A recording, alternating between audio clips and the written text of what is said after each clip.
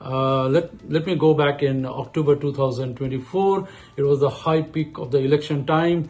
The country was getting ready to get behind Kamala Harris. The elections were very close between Trump and Kamala Harris. And around October-November timeframe, Prime Minister Modi ji came in New York, and I was there. And most of the national leaders from all over the country of Indian American community were there, and I met a lot of them, and most of them came and told me that, hey, we are not voting for Biden or Kamala Harris. Kamala Harris this time, and we are voting for President Trump. And they gave me three reasons, or three or four reasons. They said President Trump is going to be better for US-India relationships. He's going to strengthen US-India relationship. He's going to support India in countering terrorism across the border for Pakistan, and he's going to defend the Hindus in Bangladesh, and he will be good for immigration. I pleaded them. I said, look, here we have seen him, what he did in 2016, 2020. Let's not forget that. And they have this whole MAGA plan for this term, and let's vote for Kamala to elect the first Indian American president. People did not listen. Almost 20-25% shifted in favor of Trump, and now when I talk to most of them, they are regretting their vote. But why? So let's go back to April. Liberation Day happens, and Trump announces the tariffs for 57 countries and declares national emergency, saying that because of trade deficit, and he basically, among that, India is also one of the countries on which he imposes around 26% tariff, and India comes forward in April timeframe to have a trade deal with US and offers to lower down prices on several things, including motorcycles and other things, for opening the market to US. And that point of time, most of the countries were saying, oh, China went back, they don't want to do trade deal, but India came forward. And around May time frame, India-Pakistan conflicts, Operation Sindoor follows. Pahalgam attack, and a lot of people are killed, and and then the ceasefire happens, and Trump claims the ceasefire, and he starts saying around how he brought the two nuclear countries to an agreement based on the trade, and that leads to the friction.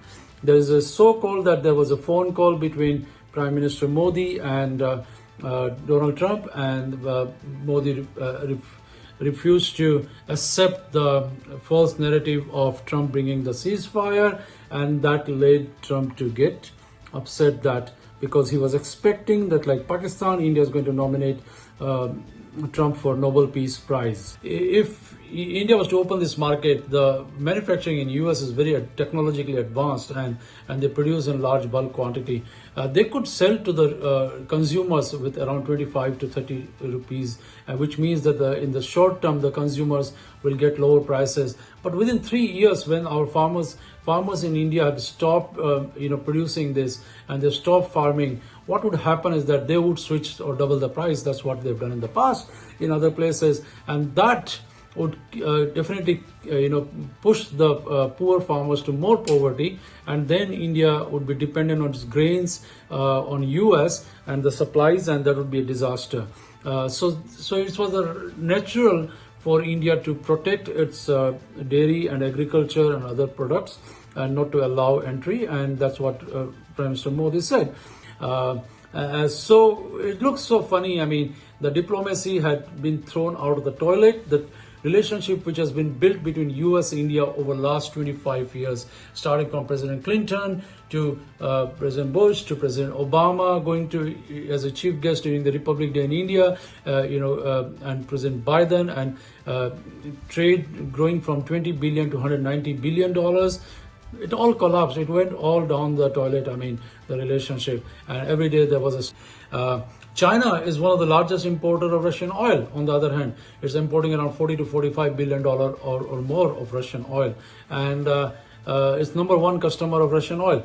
So Trump has been going easy on China, imposing around 30% tariff, while imposing around 50% tariff on India on the same matter. So when India buys Russian oil, it feeds around $24 billion of that Russian oil import to the Russia's defense budget of $150 billion, which is a very small margin. So even if India were supposed to stop buying the Russian oil, the defense budget would not be impacted so much because China continues to buy and other countries continues to buy from Russia. So Trump's argument that stopping Russian oil would stop the war immediately. That was Pete Navarro, what he said. Oh, we can stop the war. It's a Modi's war and we can stop the war immediately if India stops buying the Russian oil. That doesn't fit the narrative, fit the equation, fit the dollar amount. So now where is it going forward now? So India continues to buy the Russian oil because the other thing is that if we look back, last year, Eric Garcetti, ambassador of US to India and a good friend, he was a former mayor of LA.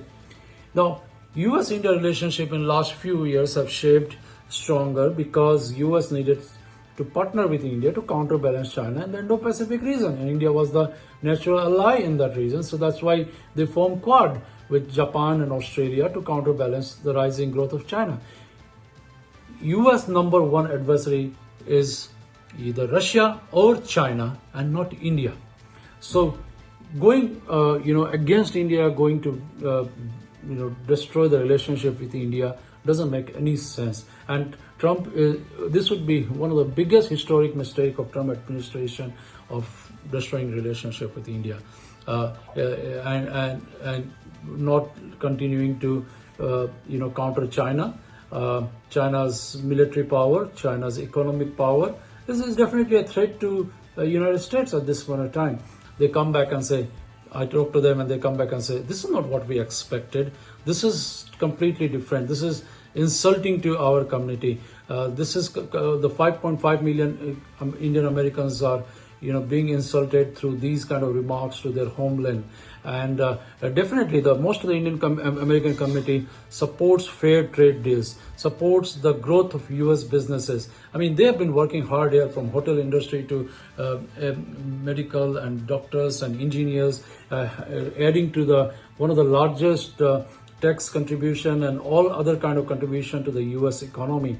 And they are continuing to see that US grows and succeeds and expands. But at the same time, they also want that strong relationship with India, which is a natural ally. So with this taking place here, now what is the path forward? And where is this relationship heading, and what are the options Trump administration has? Let's talk about that. So going forward, either Trump continues to push India further on the tariff, which is already now like 50% tariff now, which is effective from August 27th.